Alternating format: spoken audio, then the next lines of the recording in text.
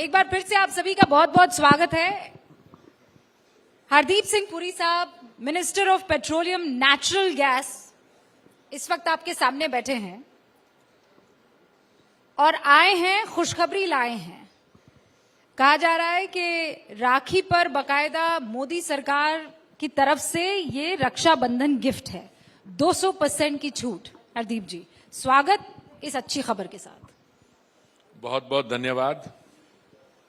आज ओणम का त्योहार है, कल रक्षाबंधन है और माननीय प्रधानमंत्री जी ने जब हमें ये जानकारी दी आज सुबह, तो हम सबने यही कहा, एक भारत के एक तरफ तो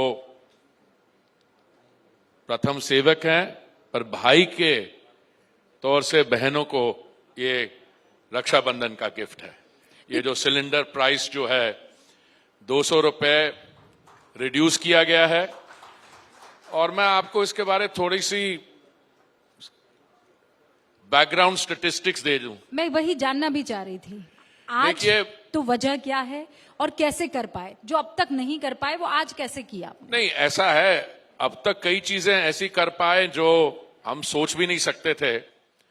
पहली बात तो 2014 में जब माननीय प्रधानमंत्री जी ने दायित्व संभाला, तो एलपीजी कनेक्शंस उस समय भारत की जो जनसंख्या है उसको सिर्फ 45% को कवर करते थे। देश में 2014 में 14 करोड़ कनेक्शंस थे, उनको बढ़ाया उन्होंने और 14 करोड़ कनेक्शंस को ले जाकर वो 33 करोड़ तक आज ले आए हैं। दूसरा, जो हमारी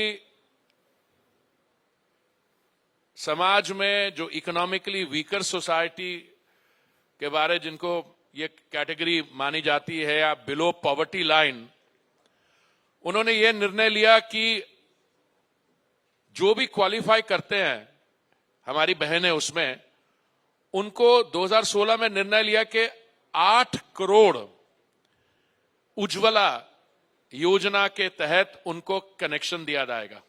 कनेक्शन का क्या मतलब है?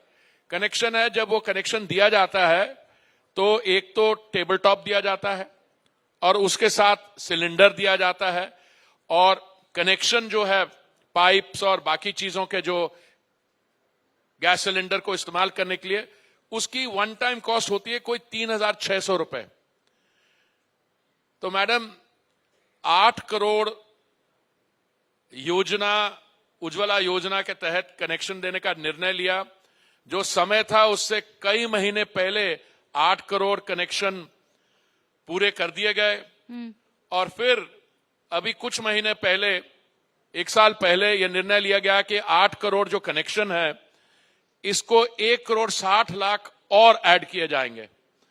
तो ये इस समय देश में 9 करोड़ 60 लाख लाभार्थी हैं उज्ज्वला के।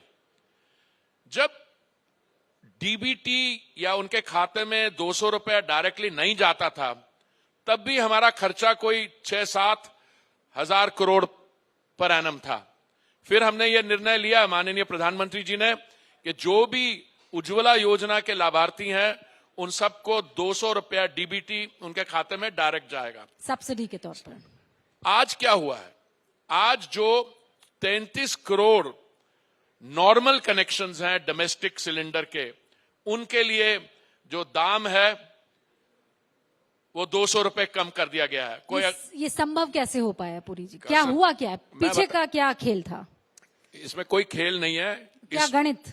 नहीं, इसमें हर एक चीज में एक कमिटमेंट होती है। हाँ। माननीय प्रधानमंत्री जी ने पहले भी, आप देखिए, जब ये ग्लोबल टर्ब्यूलेंस थी तो दुनिया भर में पेट्रोल और डीजल के दाम कहां जा रहे थे? हमारे जो G20 के देश हैं उनमें किसी में 20% जून, जुलाई, अगस्त 2021 और अगस्त 2023 में आप कंपेयर करें तो कहीं 40% बढ़ा है G20 देश में, कहीं 30%, और भारत में जहां तक मुझे याद है 5% दाम कम हुआ है 2 साल में। तो अब एक हमारे जो मित्र लोग हैं जिनको आप विपक्षी दल कहते हैं, जिनको मैं कहता हूं कि हमारे विरोधी नहीं है, उनकी अकल पे कभी कभी थोड़ा सा पर्दा जो है वो आ जाता है। देखिए, दाम कम करने के लिए किसी चीज में भी किसी को नुकसान उठाना पड़ता है। किसी को नुकसान कौन उठाते हैं? पेट्रोल और डीजल के लिए पिछले 2 साल में 2021 नवंबर से और 2022 मई में 2 बार माननीय प्रधानमंत्री जी ने जो केंद्रीय सरकार सेस लगाती है वो 13 रुपए और 16 रुपए कम की, इसलिए दाम कम आया। और हमारी जो कंपनी है और जिनको हम ओएमसीज कहते हैं, उन्होंने 28,000 करोड़ का घाटा उनको हुआ और उसमें 28,000 करोड़ में से 22,000 करोड़ हमने उनको रीएम्बर्स किया। और ये क्यों होता है? वो ये होता इसलिए होता है, और इसलिए मैं ये साथ लाया हूं आपकी, because you have a pro-poor PM. It's not just market forces. Somebody has to take the responsibility and take the loss. नहीं तो इतना टाइम क्यों लगा? वही तो सवाल है। ये 200 रुपए की छूट देने में इतना वक्त क्यों लगा? और बड़ा इंटरेस्टिंगली ये वो वाला वक्त क्यों है जब चुनाव एकदम ही नजदीक है? नहीं, चुनाव तो पीछे भी आए थे, आप भूल गई हैं। नहीं, मुझे कर्नाटक में भी चुनाव थे, तो खामियाजा भुगतना पड़ा ना आपको? नहीं, ना, ऐसा नहीं होता। अब किसी ने पूछा कि पेट्रोल का डीजल का दाम क्यों नहीं बढ़ा जब चुनाव आएंगे? अरे भाई, 2 साल से नहीं बढ़ा, 2 साल में कितने चुनाव आए हैं।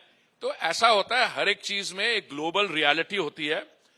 अब ऐसा है कि हमारी कंपनीज ने 28,000 करोड़ का नुकसान लिया, ठीक है, फिर भी उन्होंने किया, माननीय प्रधानमंत्री जी ने किया, और उसमें से 22 आपने उन्हें दोबारा दिए। हाँ जी, कॉम्पनसेट हमने कॉम्पनसेट किया 22,000 करोड़ का। हाँ। पेट्रोल और डीजल के दाम के कारण भी 30,000 करोड़ की उनको मिली इक्विटी के फॉर्म में। देखिए, निर्णय पेट्रोल और डीजल का या गैस का प्राइस कहां से आता है? Let me give you an explanation. एक तो पॉइंट ऑफ प्रोडक्शन पे है। पिछले 2 साल में एक बैरल का दाम है $19.56 से चढ़ता चढ़ता $128 पर बैरल पहुंच गया, ठीक है। अगर माननीय प्रधानमंत्री जी ये निर्णय नहीं लेते सेस को कम करने का, तो इस समय हालत क्या होनी थी? और बीजेपी के जो राज्य हैं उन्होंने भी अपना वैट कम किया। तो इससे क्या हुआ? जो अब सबसे ज्यादा हल्ला अगर देश में पता कहां से आता है? ममता दीदी की स्टेट से आता है, और वहां का पेट्रोल प्राइस पर लीटर कम से कम बाकी स्टेट, एक को मैं नेम करता हूं, उसके साथ मिला के 10 रुपए का अंतर है पर लीटर। सो जो लोग बातें करते हैं हाई प्राइसेस की, वो अपने यहां तो वैट कम नहीं करते, और कुछ ऐसी कांग्रेस रूल स्टेट्स हैं जहां पे वो बढ़ाते जाते हैं प्राइस। पर हरदीप जी, अभी तक मेरे सवाल का जवाब नहीं मिला। ये फैसला क्यों लिया गया? क्या वजह है? इसलिए लिया गया क्योंकि हमारे यहाँ हमारी कल्चर है कि रक्षाबंधन के समय और त्योहार के समय आप अपनी बहनों के लिए कुछ अच्छा करते हैं। सो मैं समझता हूं ये 200 रुपए जो हुआ है ये उसलिए हुआ है। पर अगर मैं आपकी जगह होता और आप मुझे इंटरव्यू मैं कर रहा होता आपको, तो मैं पूछता कि और भी तो त्योहार आने वाले हैं, तो आपको ये तो मेरा सवाल था, वो आप करना सवाल चाहिए। नहीं ले सकते आपको तो मुझे टाई डाउन करना चाहिए कि वो जो मैं कर रही रक्षाबंधन हूँ। में अच्छा काम हुआ वो दिवाली पे भी होगा। क्यों जी, आपको कैसे लगता है? होना चाहिए ना। पर वो सवाल में से उल्टा पूछे, इतना देर क्यों किया?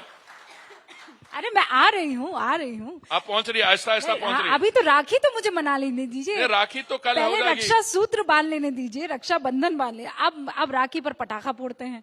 अब ये बताइए, आप कौन सा पटाखा फोड़ने वाले हैं? ये जो आपने मुझे पर्चा लीक किया है, हाँ जी, होली के दिवाली जो आने वाली है रक्षाबंधन के बाद, ऐसा आप क्या करने वाले हैं? नहीं, मैं नहीं। ये तो माननीय प्रधानमंत्री जी जो देश सेवा के लिए जो आपने इतनी बड़ी फर्स्ट इंडिया निकाला, नमो द प्रो पुअर पीएम। देखिए, आप वेस्ट बंगाल में और एक अलाइड स्टेट में अगर 10 रुपए पर लीटर पेट्रोल का दाम में अंतर है, तो आप तो बड़ी गाड़ी चलाती होंगी जिसकी कैपेसिटी 55 लीटर होगी, 60 लीटर होगी। मुझे नहीं, because anchors are very well looked after. मैं इसलिए नहीं कह रहा क्योंकि आप बैठी हुई हैं, मुझे पता है तो बड़ी बड़ी गाड़ियों में कितना पड़ता है? मुझे आप तो... कोई भी गाड़ी जो पेट्रोल भरवाने जाता है वो 1 लीटर तो भरवाता नहीं है, 60 लीटर होता है ना। 60 लीटर में 10 रुपए का फर्क हो तो एक बारी भरवाने में से कितना हो गया? अरे कोई बोल रहा है और भी बड़ी होती है आपकी गाड़ी। अरे नहीं, मुझे भाई कंपनी वाले पिक एंड ड्रॉप देते हैं। नहीं वो जेसी कंपनी सर वाले को नहीं, थैंक यू है। मेरा मतलब तो यह है कि मैं जेसी साहब को इनकरेज कर रहा हूं कि आप जैसी जो वरिष्ठ एंकर हो उनको और भी इनकरेज करना चाहिए। ये repeat I am on your side. ये रिपीट कीजिए आप। लेकिन एक सेकंड, आप मुझे बरगला नहीं सकते हैं। आपने रक्षाबंधन पर तोहफा दिया, दिवाली पर कौन सा पटाखा फूट रहा है? आप पेट्रोल कर रहे हैं, पेट्रोल को लेकर कोई खबर देंगे क्या? मैं कभी किसी विषय में, मैं अगर एप्पल पे डिस्कशन हो रही होती है तो मैं एप्पल से चल के ऑरेंज में नहीं जाता हूं। मैं तो कहता हूं कि आप कहिए कि अगली एप्पल की फसल और भी अच्छी हो और एप्पल जो है आने वाले सीजन में और अच्छे आए।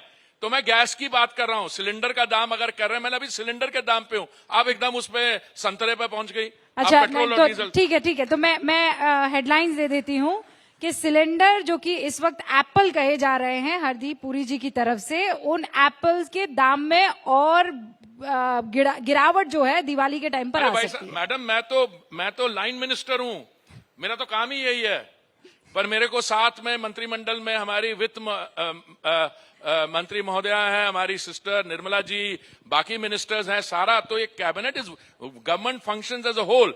But if I were you, I would celebrate the fact that there has been a gift by the Prime Minister to his sisters on the occasion of Onam and Raksha Bandhan. And the Prime Minister is a very generous person with his sisters and the needy sections of society. So he will do it. पर विपक्षी ये कह रहे हैं कि उनके ये जो फैसले लगातार वो अपने अपने राज्यों में ले रहे हैं, उन्होंने आपको प्रेशराइज करके ये करने पर मजबूर कर दिया है।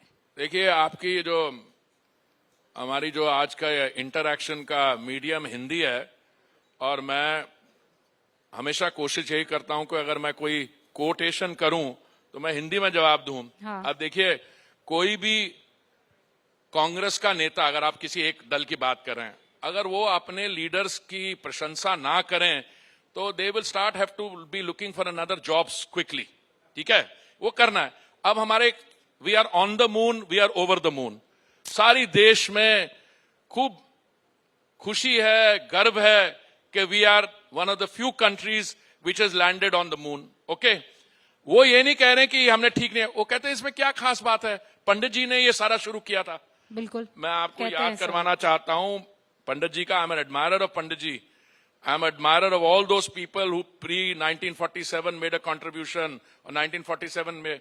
But let us not become absurd in our recall of history.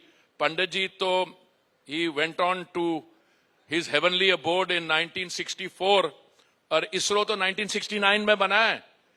तो आपकी ये जो कांग्रेस की और जो ऑपोजिशन की जो सिनिसिज्म है, their cynicism and irrelevance goes together. तो ये जो कह रहे हैं कि नहीं उनके कहने किया, वो तो बड़ी बातें करते आए हैं।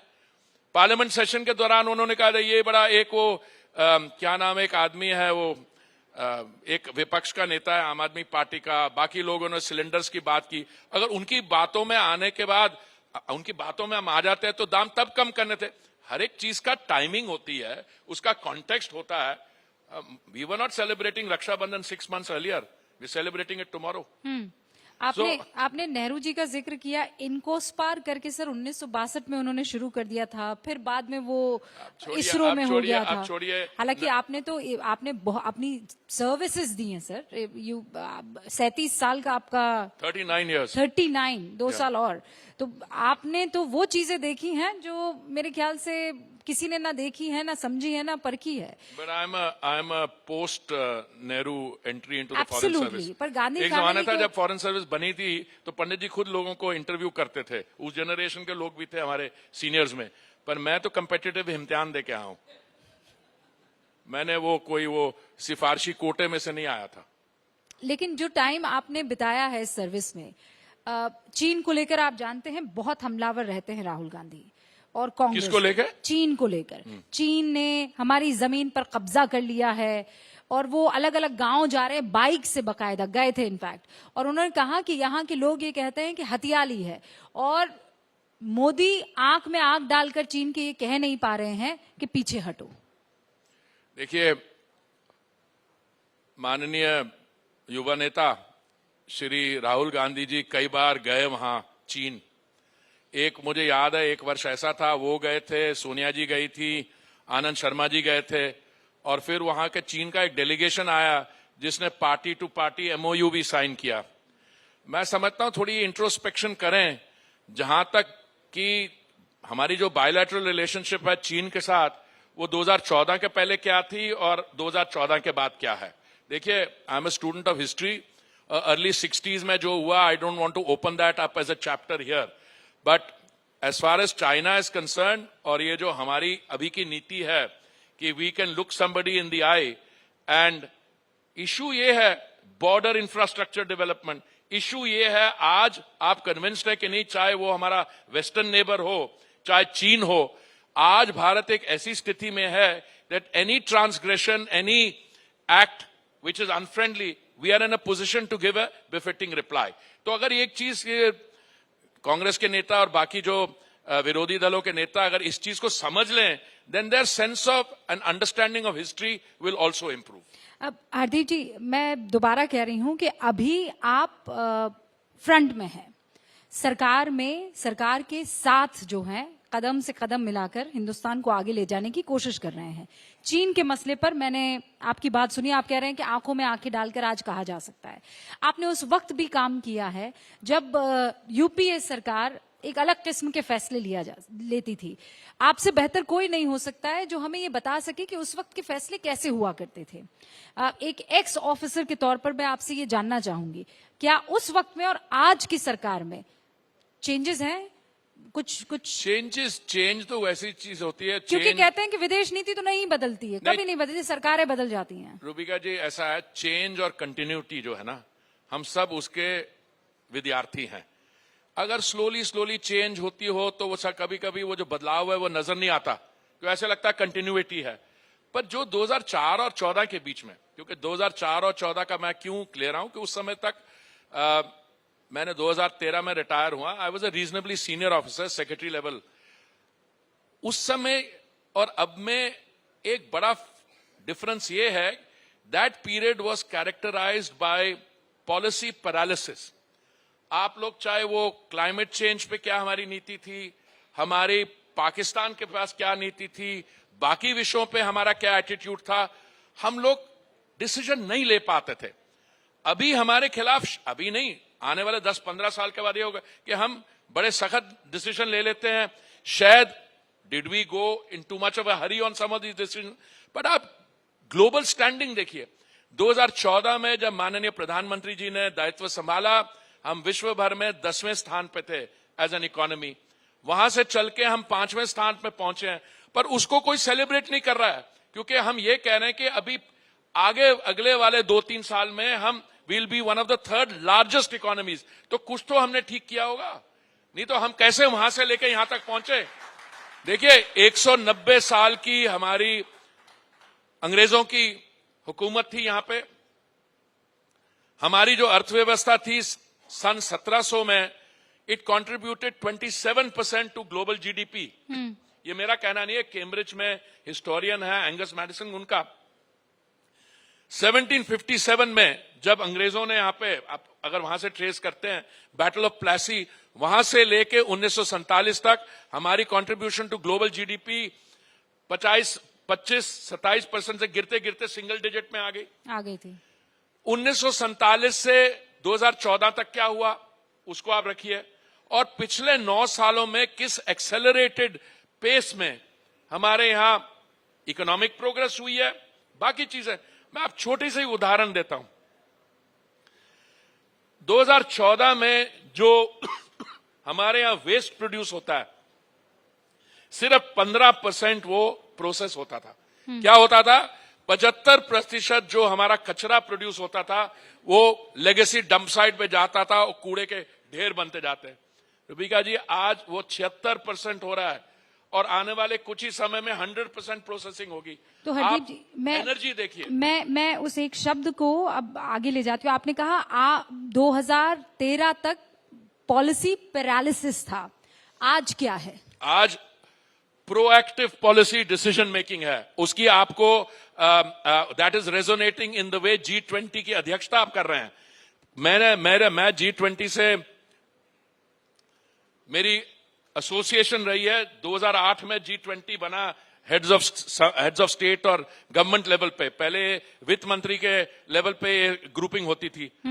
और आप देख लीजिए 2010 की समिट या कोई समिट बाद में, कभी भी किसी देश ने जिस तरीके से माननीय प्रधानमंत्री जी और भारत इस ग्रुपिंग की अध्यक्षता कर रहे हैं, कभी भी नहीं हुई है। It's a people's presidency. आप देखें through out the country normally preparatory events होते हैं एक दो शहरों में और कैपिटल सिटी में, यहां पे the whole country is reverberating with G20। ये G20 जो 9 और 10 सितंबर को यहाँ दिल्ली में जो हम देखने वाले हैं, क्या वो हिंदुस्तान की तस्वीर को किसी तरीके से बदलता हुआ आपको नजर आ रहा है? Is it going to be that big? I think I have a slightly different take on it. The G20 is a success because India after 2014 is a success. It's resonating the world over. It's a large economy. It's on the way to being the third largest economy. Because we are a successful economy, we are also able to organize the G20 well. नहीं तो अगर आप इस समय आपकी economic growth जो है, अब मैं आप कंपैरिजन करना नहीं चाहता हूं, पर ये अगर कार्यक्रम एक और बड़े डेवलपिंग कंट्री में होता जिसकी अर्थव्यवस्था कोई 16 ट्रिलियन है, वहां पे तो सबने मास्क पहना हुआ है। यहां पे कोई कोविड के दौरान आपने 220 करोड़ वैक्सीन बनाई और मुफ्त बांटी। और ये आपने 193 देश हैं संयुक्त राष्ट्र में, 150 में आपकी वैक्सीन गई है, 100 में आपके मुफ्त वैक्सीन आपने सप्लाई की है। तो ये दिस इज इंडिया की जो ग्लोबल पोजीशन है, it's been on the rise but it's been accelerated and G20 shows that. Hardeep ji, आप ये कह रहे हैं कि आपका रिपोर्ट कार्ड बहुत शानदार है और विपक्ष ये कह रहा है कि आपने देश को डुबो दिया है। विपक्ष ये कह रहा है कि अगर अब जाकर जनता ने आपके विरोध में वोट नहीं किया तो देश को कोई नहीं बचा पाएगा। सीधे तौर पर वो आप पर ये आरोप लगाते हैं कि आप आंकड़ों से खेलते हैं, इसकी बाजीगरी करते हैं और जनता को परोसते हैं। और जनता, दैट मीन्स द विपक्ष has a very poor opinion about the जनता। उसका तो मतलब यही हुआ जो आप कह रही हैं, अगर विपक्ष होता है कि जनता, देखिए हम जनता के सामने एक बड़ा मैसेज लेके जाते हैं कि मोदी जी ने यह साबित किया कि good governance is also good politics. That's why he repeatedly wins at the polls, because the benefits of development are reaching the janata. अब मैं आपको बताता हूं, आप कहेंगे नहीं पर कर्नाटक में क्या हुआ, हिमाचल, अरे भाई हमारा वोट शेयर 1% भी नीचे नहीं गया। आप अंतर्यामी है क्या? मेरे वाले सवाल आपको कैसे पता चल जाते हैं हरदीप जी? क्योंकि मैं ऐसा है, जो बड़ी इफेक्टिव एंकर्स होती है ना, मेरी टीम उनकी साइकोलॉजिकल स्टडी करती है। हमें पता है कि रोहिता जी आप क्या सवाल पूछने वाली है। देखिए एक जगह हमारा वोट शेयर 36% था, 36% रहा। इसका मतलब अगर हम चुनाव हारे हैं, इसलिए नहीं हारे हैं क्योंकि भारतीय जनता पार्टी की पॉपुलैरिटी में कोई कमी आई है, हम इसलिए हारे हैं, हमसे गलती हुई है। और वी आर ह्यूमन, जहां हम गलती करते हैं हम गलती को पहचानेंगे पर और कोर्स करेक्शन करेंगे। क्या गलती हुई है? कर्नाटक में अलग हुई है, हिमाचल में अलग हुई है, वो तो आने वाला समय बताएगा आपको। नहीं, पर आपने गलती का जिक्र किया, वो गलती क्या थी? नहीं, इलेक्टोरल ऑर्गेनाइजेशन में देखिए, अगर आपका वोट शेयर उतने का उतना ही रह रहा है, ठीक है, तो there may be something which has to do with management, with the strategy, but it's not that the party's popularity has come down. Party's popularity in terms of membership and in terms of outreach is on the rise all the time. और India की popularity के बारे में आपका क्या कहना है? I.N.D.I.A नहीं, वो जो हमारी इंडिया है ना, जिसमें मैं पैदा हुआ था 1952 में, उसमें इंडिया में कोई फुल स्टॉप्स और कॉमा नहीं थे। That was a different India. ये घमंडिया है, ये I full stop N full stop D.I, ये घमंडिया है। आप इसे घमंडिया क्यों कहते हैं? मैं नहीं कह रहा, लोग कह रहे हैं। अब ऐसे कह रहे हैं कि देखिए, कभी भी कोई राजनीतिक दल बनता है तो उसमें क्या कहते हैं, आप कहते हैं आप अपना कॉमन मिनिमम प्रोग्राम लेके आइए। अब कॉमन मिनिमम प्रोग्राम तो इश्यूज पे होगा। पहले आप ये फैसला कीजिए। केजरीवाल जी मेरे साथ बैठे थे 15 अगस्त को ऊपर लाल किले में, तो मैंने कहा अरविंद जी आप तो परिवारवाद के खिलाफ हैं। बोला हाँ जी हरदीप जी, हमारे तो संविधान में लिखा हुआ है हम परिवारवाद में। तो मैंने कहा ये आपका तो ये जो आपका जो राजनीतिक दल है ये तो इसकी शुरुआत हुई थी भ्रष्टाचार के खिलाफ जो आंदोलन हुआ था, तो जिसके खिलाफ आप आंदोलन करते उसी के साथ मिल रहे हैं। नहीं वो तो पॉलिटिक्स है, ये उनका जवाब था।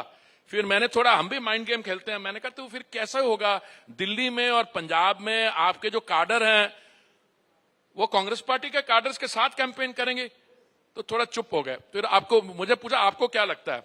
मैंने कहा मैं तो स्टूडेंट हूं पॉलिटिक्स का, मैं बड़े साल बाहर रहा हूं, अब तो मैं समझता हूं, मैं देखना चाह रहा हूं ममता दीदी वेस्ट बंगाल में communist party of India Marxist के साथ और कांग्रेस के साथ कॉमन फ्रंट करेंगी, आप कांग्रेस के साथ करोगे दिल्ली और पंजाब में, और मैं बिहार तक तो अभी पहुंचा ही नहीं हूं। देखिए इनके यहां 5-6 दावेदार हैं जो अपना चेहरा वहां पे पोस्टर लग जाते हैं कि ममता दीदी बहुत बढ़िया कैंडिडेट है पीएम के लिए वेस्ट बंगाल में, कहीं और बेंगलुरु में कुछ और लग जाते हैं, अब मुंबई में जाएंगे कुछ और लग जाएंगे। तो ये तय कर लें कि हफ्ते में अगर 7 दिन होते हैं तो इनके कितने दावेदार हैं और एक कैंडिडेट 1 दिन करेगा या 2 दिन करेगा, वो डिवाइड कर ले अगर उनको मौका मिला। वो जो मिलने वाला नहीं है दूसरी बात है। अच्छा, मतलब आप कह रहे हैं ये 7 दिन एक बांट देंगे कि एक और दिन क्या आप करेंगे? बनिए, और एक दिन आप बनिए। कोई कॉमन प्रोग्राम पे तो आ नहीं रहे हैं। पर ये तो कह रहे हैं कि मोदी वर्सेस राहुल गांधी इस बार 2024 में देखने को मिलेगा। तो क्या मैं फिर अंग्रेजी पे आ जाऊंगा? How can you get an ass to run a horses race? आप सीरियस हो गई? नहीं, मैंने किसी के बारे नहीं कहा, मैंने कहा 2 अलग अलग लोगों को कैसे कंपेयर कर सकते हैं? और क्या बात कर रहे हैं हम?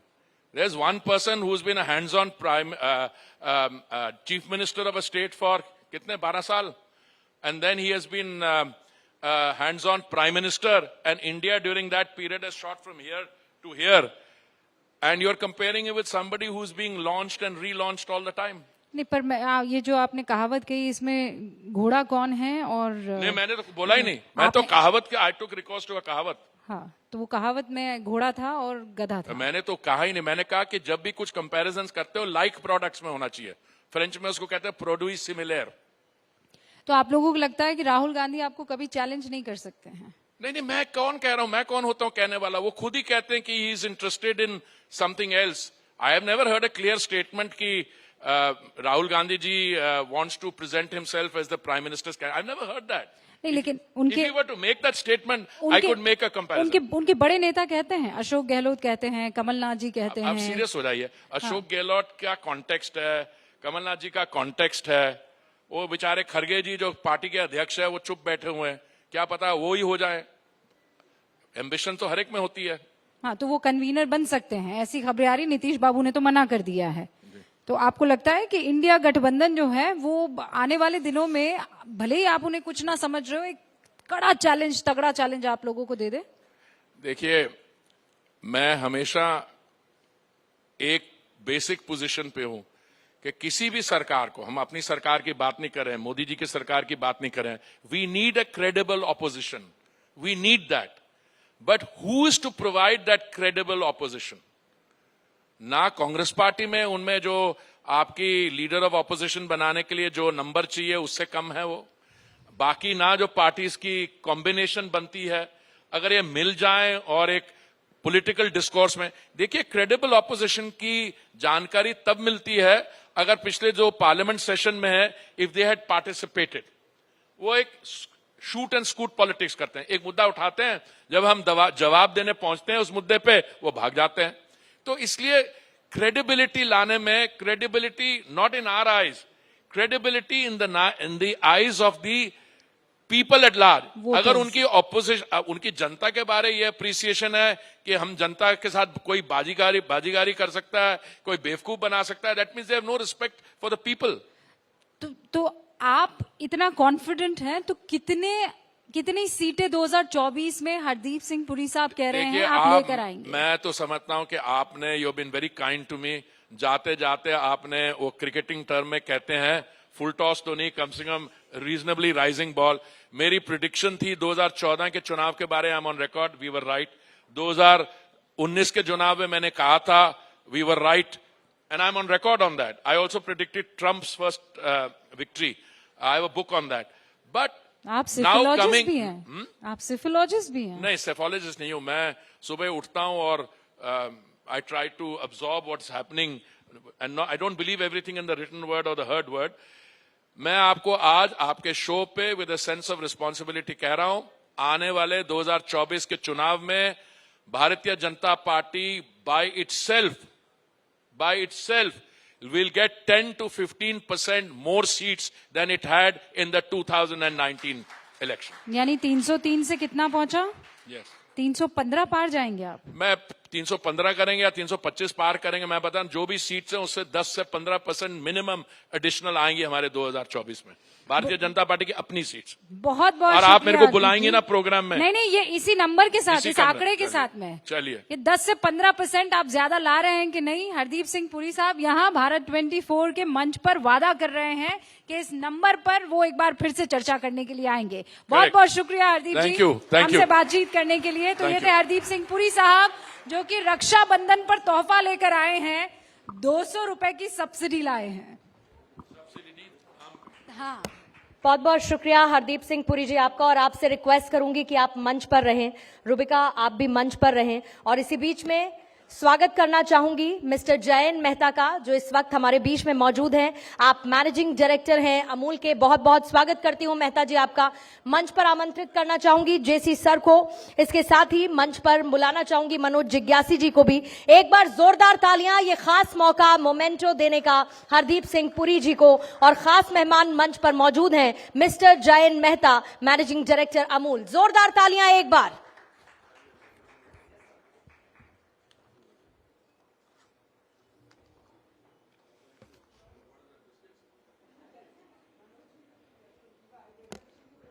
हमारे गिफ्टिंग पार्टनर जीवा आयुर्वेद को भी बहुत बहुत धन्यवाद इस खास इवेंट का हिस्सा बनने के लिए. Bharat 24 summit vision of new India.